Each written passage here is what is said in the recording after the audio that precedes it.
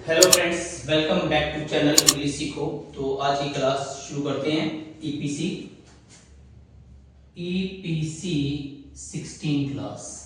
Okay friends, तो जैसे कि आप सभी लोग जानते हैं कि लास्ट जो हमारा सेशन चल रहा है वो प्रेपोजिशन के रिगार्डिंग चल रहा है। तो आज उसी सेशन को कंटिन्यू करते हुए हम आगे की ओर चलेंगे। तो चलिए शुरू करते हैं। तो सबसे पहले आज की प्रेपोजिशन है हमारी ड्यूरिंग। तो ड्यूरिंग का मतलब होता है दोस्तों के दौरान या फिर के चलते, यानी कि जब कोई पर्टिकुलर पीरियड रनिंग कर रहा है, जब कोई पर्टिकुलर स्पेसिफिक पीरियड चल रहा है तो उस दौरान हम ड्यूरिंग का इस्तेमाल करते हैं। It is simply used for the specific period. क्या कोई पर्टिकुलर पीरियड चल रहा है, जैसे पार्टी के दौरान मोहन और रवि में झगड़ा हो गया। ओके, तो कब हुआ फ्रेंड्स? पार्टी के चलते हुए। ओके, तो पार्टी के दौरान मतलब जो पार्टी का जो पीरियड था वो चल रहा था, उसके बीच में इन दोनों के बीच में झगड़ा हो गया। ओके, जैसे एक और एग्जांपल ले लेते हैं। The sun gives us light during the day. सूरज हमें दिन के दौरान रोशनी देता है। मतलब जब दिन शुरू होता है और जब दिन खत्म होता है उसके बीच में। तो इस तरह से फ्रेंड्स आप देख सकते हैं कि जो ड्यूरिंग का जो प्रयोग है वो एक पर्टिकुलर स्पेसिफिक पीरियड को दर्शाने के लिए किया जाता है। चलिए नेक्स्ट चलते हैं आगे। नेक्स्ट प्रेपोजिशन है हमारा विदिन। विदिन का मतलब के अंदर अंदर होता है। जब आपको एक पीरियड ऑफ लाइन दिया जाता है, यानी आप ऐसे भी समझ सकते हैं कि आपको जब किसी पीरियड की डेडलाइन दी जाती है तो वहां पे हम विदिन का प्रयोग करते हैं। जैसे तुम मेरे पैसे एक हफ्ते के अंदर अंदर लौटा देना। ओके, तो यहां पर आप देख सकते हैं कि एक हफ्ते की डेडलाइन दी गई है, तो वहां पे हम विदिन का प्रयोग करेंगे। ओके, या फिर मैं आपको ये कहता हूं कि मैं 10 मिनट के अंदर वापस आता हूं, तो यहाँ पे 10 मिनट का एक पीरियड ऑफ लाइन दिया गया है, जो लेंथ ऑफ टाइम दी गई है वो 10 मिनट की दी गई है। तो ऐसी स्थिति में हम विदिन का प्रयोग करते हैं। जैसे आई कम बैक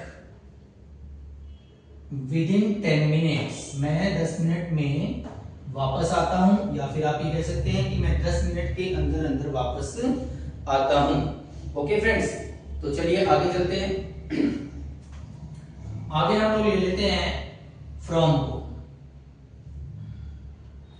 देखिए फ्रॉम का सिंपली मतलब से होता है, और इसका जो पहला यूज है वो डायरेक्शन के लिए किया जाता है। इस तरह की डायरेक्शन के लिए किया जाता है, कमिंग डायरेक्शन के लिए, यानी कि आप किस दिशा से आए हैं। जैसे मैं दिल्ली से आया हूं, I am coming from Delhi.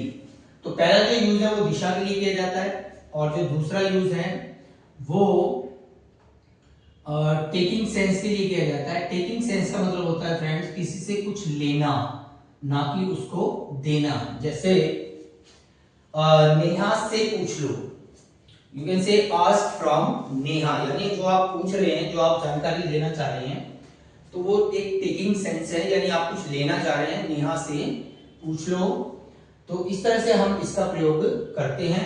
और क्या यूज है इसका फ्रेंड्स? किसी चीज के किसी पीरियड के स्टार्टिंग टाइम को ये दिखाता है, to show the starting time. किसी चीज के स्टार्टिंग टाइम को दिखाने के लिए इसका प्रयोग किया जाता है। स्टार्टिंग टाइम क्या होता है फ्रेंड्स?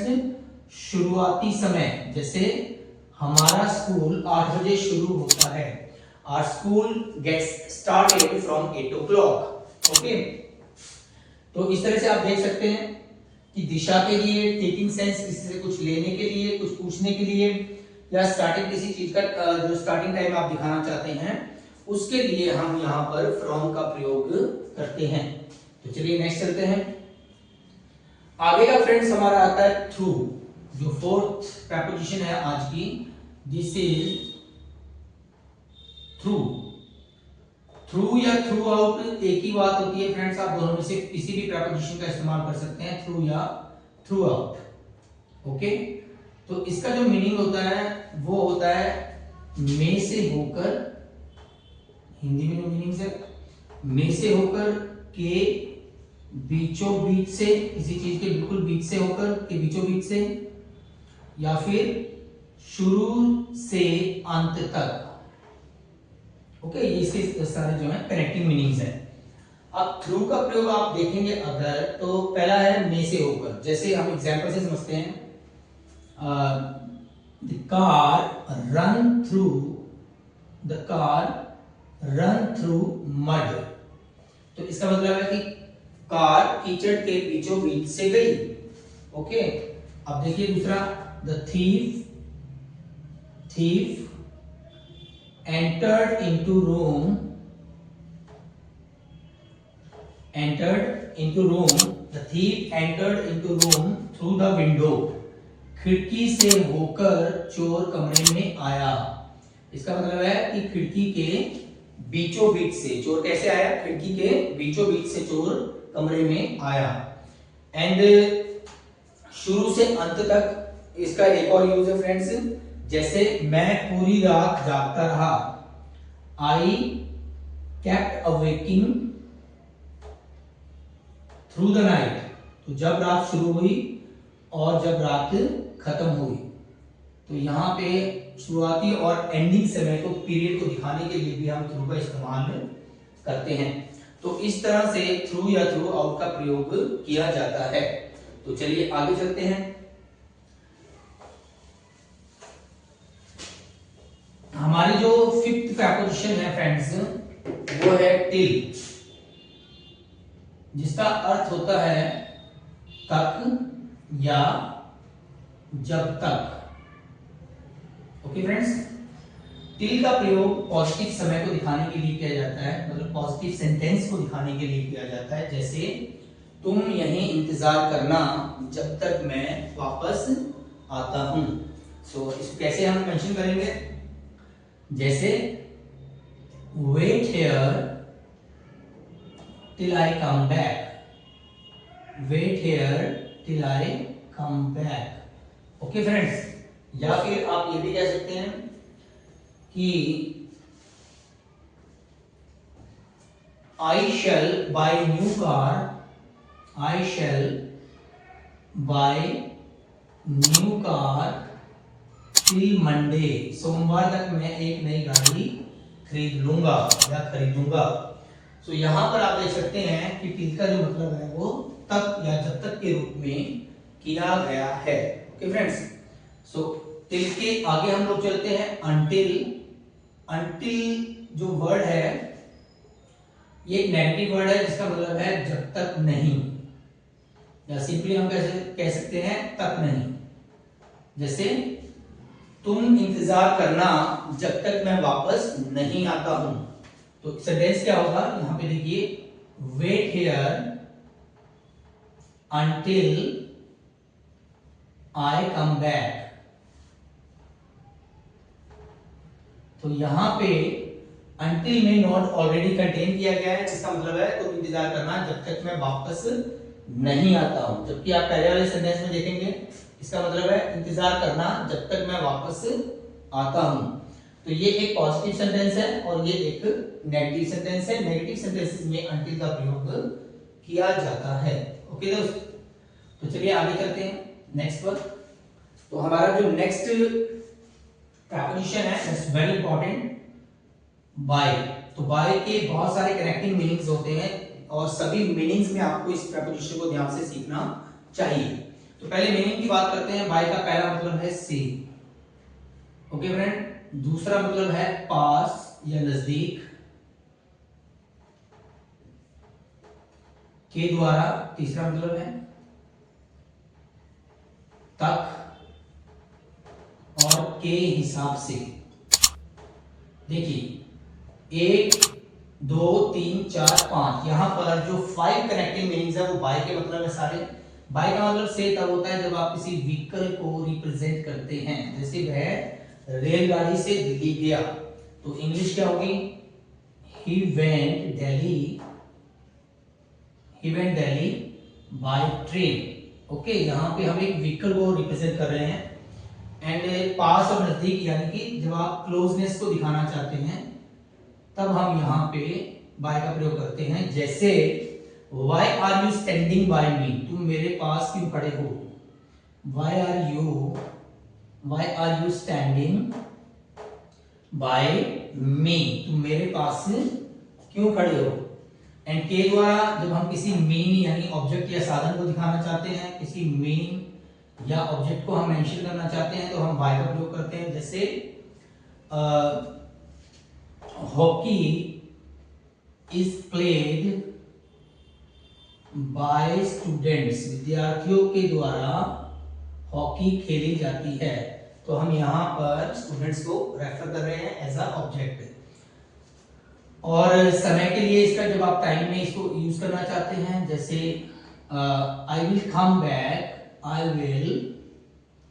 बैक बाय मंडे, मैं सोमवार तक वापस आ जाऊंगा। यहाँ पे हम समय को मेंशन कर रहे हैं। और के हिसाब से जब आप किसी अमाउंट या क्वांटिटी को मेंशन करना चाहते हैं तो वहां पर इसका प्रयोग किया जाता है। जैसे एक एग्जांपल लेते हैं, bananas are sold by dozen, केले दर्जन के हिसाब से बेचे जाते हैं या बिकते हैं। तो आपने देखा फ्रेंड्स, इस तरह से हम बाय का प्रयोग 5 से 6 मीनिंग्स के लिए हम प्रेपोजिशन में करते हैं। तो चलिए आगे चलते हैं फ्रेंड्स। नेक्स्ट हमारी प्रेपोजिशन आती है बिटवीन, जिसका मतलब होता है के बीच में या फिर के मध्य में। इसका प्रयोग ये ड्यूल केस है फ्रेंड्स। ड्यूल केस का मतलब होता है दोहरा यानी कि डबल, जिसका प्रयोग सिर्फ 2 चीजों के लिए किया जा सकता है, 2 से ज्यादा चीज के लिए उसका इस्तेमाल नहीं किया जा सकता। तो यहाँ पर जब भी 2 चीजों के बीच में कोई भी बात होगी तो वो बिटवीन का केस होगा। जैसे बिटवीन नेहा एंड रवि, नेहा और रवि के बीच में। सेम वे हम कह सकते हैं बिटवीन चंडीगढ़ एंड दिल्ली, दिल्ली और चंडीगढ़ के बीच में। ओके फ्रेंड्स, तो या मैं आपको कह देता हूं कि आप मुझे 4 या 5 बजे के बीच में मिलने आ सकते हो। So you can come to meet me between 4 and 5 o'clock। तो इस तरह से हम यहाँ पर बिटवीन का इस्तेमाल करते हैं, लेकिन ये ड्यूल केस है, सिर्फ 2 चीजों के लिए इसका इस्तेमाल किया जाता है, 2 से ज्यादा के लिए इसका प्रयोग नहीं होगा। तो चलिए आगे चलते हैं। नंबर 9 पे हमारी प्रेपोजिशन आती है अमंग। सेम मीनिंग होता है friends, quite ditto same meaning है, के बीच में या के मध्य में। लेकिन ये एक नॉन ड्यूल केस है, यानी कि ये प्लूरल है, जिसका मतलब है कि इसका जो इस्तेमाल है वो 2 से अधिक चीजों के लिए किया जाता है। जैसे बच्चों के बीच में, तो आप यहाँ पे क्या मेंशन करेंगे? आपको मेंशन करना है अमंग चिल्ड्रन। अगर हम इसे सेंटेंस में इस्तेमाल करें तो आप सेंटेंस में भी इसे इस्तेमाल कर सकते हो। जैसे distribute these sweets among children, इस मिठाई को बच्चों में बांट दो। तो बच्चे 2 से ज्यादा हैं। एक और मीनिंग होता है इसका फ्रेंड्स आसपास। जैसे Ravi lives among mountains, among mountains, Ravi पहाड़ों के आसपास कहीं रहता है। तो यहाँ पर इसका जो मीनिंग है वो आसपास को रेफर करता है, रिप्रेजेंट करता है। सो ये हमारे कनेक्टिंग, आपने देखा कि ये सभी प्रेपोजिशंस हैं। अगर आप इनके केस और मीनिंग को बहुत अच्छे से सीख लेते हैं तो आपके लिए इंग्लिश बोलना, समझना, पढ़ना, even how to think in English, English में सोचना, ये सारी पॉसिबिलिटीज जो हैं बहुत आसान हो जाती हैं। ओके फ्रेंड्स, तो चलिए आज का लास्ट प्रेपोजिशन लेते हैं एंड दिस इज इनटू। तो इनटू का मतलब फ्रेंड्स होता है में से या में को। इनटू का प्रयोग हम तब करते हैं जब किसी चीज में मोशन यानी गति प्रकट होती है, जैसे नेहा कमरे में गई, तो आप देख सकते हैं कि नेहा वेंट इनटू रूम। तो नेहा जब गई कमरे में, तो नेहा के चलने में एक प्लेस से दूसरी जगह में नेहा ट्रांसफर हुई। उसके चलने में क्या है, उसके चलने में हमारे पास क्या है फ्रेंड्स, उसके चलने में हमारे पास एक मोशन है, एक गति है। Okay friends, thank you very much for this. So मिलते हैं अगले वीडियो में। Till then bye, see you, tata, take care and please subscribe this channel before leaving.